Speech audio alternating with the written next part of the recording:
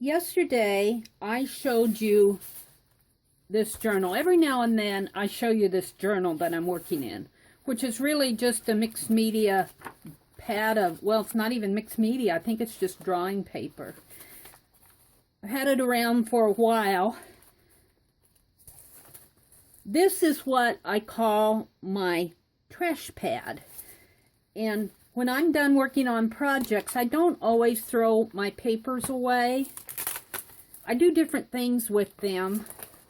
I started out thinking this might be a collage journal, but I ended up using it to paste scraps of when I'm working on projects. Like this was from a swap that I did a couple years ago of a wonky house journal page. There was a crooked man, and he walked a crooked mile. He found a crooked sixpence upon a crooked stile. He bought a crooked cat, which caught a crooked mouse, and they all lived together in their little crooked house. And I did that wonky house art journal page based on that childhood nursery rhyme. And I wrote that down in here, and I saved off some of my papers that I used on that. This is one that I worked on this morning. This page was starting to tear out here, and I didn't want this page to get lost. So I folded it here, and I glued this section down to this page, and I'll just work on this when I'm ready to. So why am I showing you all this? Well, today I started gluing these little tidbit pieces down, and I want to show you what I'm doing here. These are, with the exception of these two, these are left from older projects, but recently I was in a Crazy Island family swap where we did arrow embellishments, and I was in another swap. I was in a Christmas tag swap that I need to get mailed out today. So I have, and yeah, I had some paint chips and just some little tidbit pieces. I don't throw these scraps away. Maybe I should.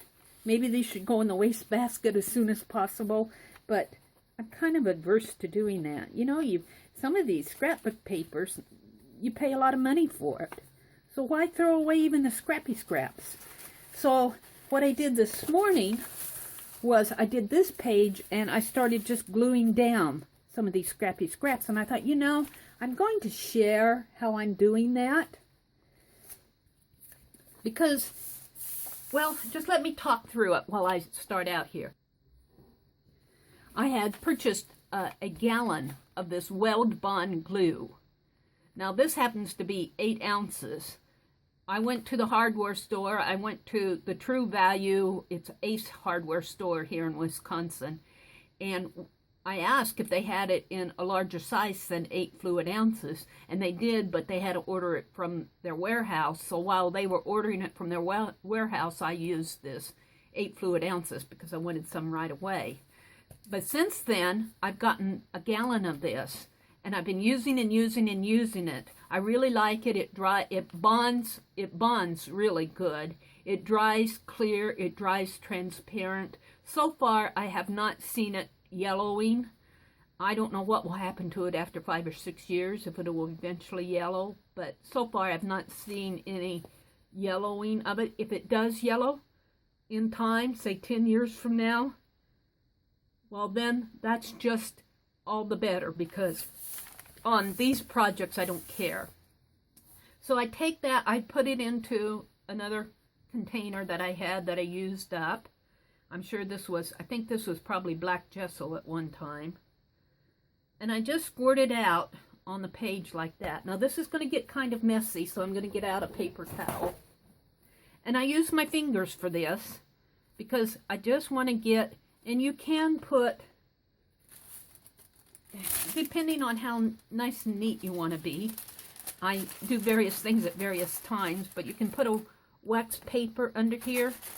And I just use my fingers to spread this out on the page. And I just get a really nice gooey coat of this glue, this Wild Bond glue on my page.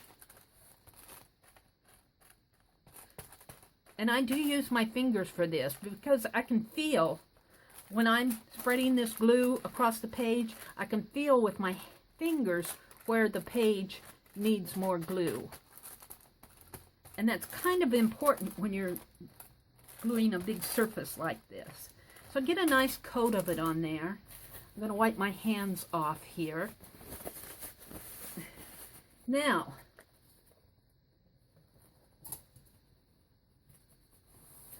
what I've found, and I'm not going to set this down, but what I've found here is to put down, you sort out your larger scraps and put those down first, because they will take up a lot of area on your page. Now you can be intentional about it, or you can just put them down as they fall. I kind of both ways. I kind of like to get straight edges off to the edges of the page so that I'm kind of building up the page. Here you can see I've got little pieces stuck onto this one. So if you put your larger pieces down first, like this, then you have filled in that page where, now see, I should have put this one down. In fact, I think I want to put this one down over here. So sometimes I'm intentional. Now I would say that was a little bit more intentional. And just kind of fill in the spaces here.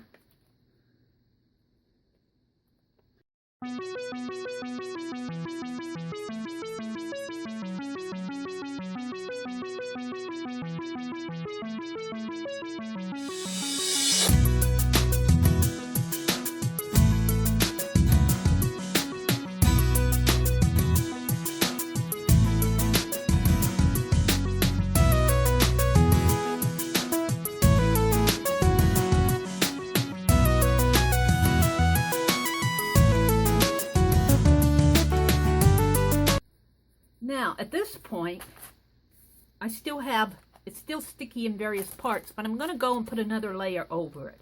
I don't always put another layer over it, but I have a lot of little pieces that I want to put down yet. And not only does putting another layer over it help secure the ones that I've already put down, it gives me another layer to add. I need more glue. It gives me another glue surface to add all these little pieces, and this will dry transparent, and it'll add strength to your page. I want this because I'm going to put a lot of little pieces on that brown. Now, not all my pieces, like you saw where I was putting down entire pages that I doodled on, like that owl page or that little wonky man page. Not all the page, not everything that I do in here is little scraps, like what I'm doing today.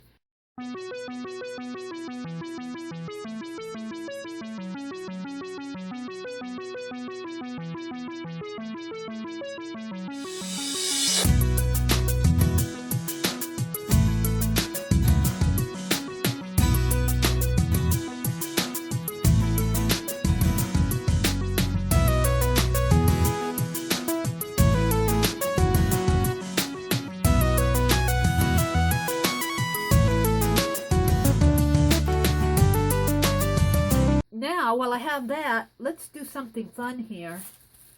This red tissue paper, let's pop this down here. Now, I don't have that totally, there's some bubbles in there over here. Let me go down and kind of press out these bubbles while it won't be perfect, but I'm not looking for perfection. I'm just kind of smashing out some of the bubbles that I see. Okay, on this page, I still have this patterned tissue paper.